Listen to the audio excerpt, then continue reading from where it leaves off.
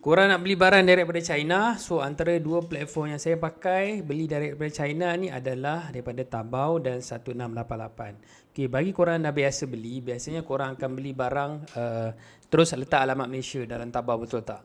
So mana barang daripada China terus ke Malaysia melalui Taobao punya shipping agent. So untuk barang kecil memang tak ada masalah, barang yang sekilo bawah sekilo 2 kilo tu okey.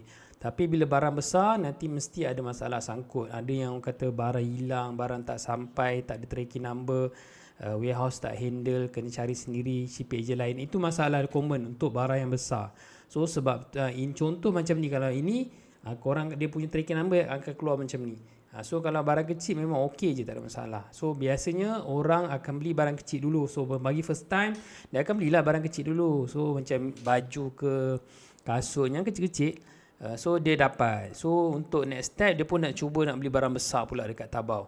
So dekat Taobao ni memang banyak pilihan, variant banyak, lepas tu harga pun murah.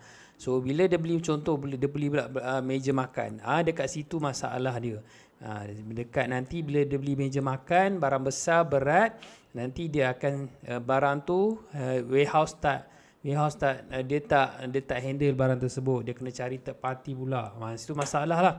So apa yang saya buat saya beli dekat Taobao dan 1688, barang kecil ke barang besar, saya masih order tapi alamat dekat Taobao tu saya bubuh alamat warehouse kat Guangzhou. Okay, shipping agent. So daripada seller dia akan post ke Guangzhou, dia punya warehouse China yang saya appoint tu. Lepas dah sampai situ, saya akan pergi contact pula warehouse tu. Dah sampai ada tracking number dia. Lepas tu saya akan appoint nak guna apa. Kapal terbang boleh, kapal laut pun boleh. So kapal terbang biasanya 7 hari bekerja, kapal laut 3 ke 4 minggu. Itu standard dia punya masa, estimate masa daripada China ke Malaysia.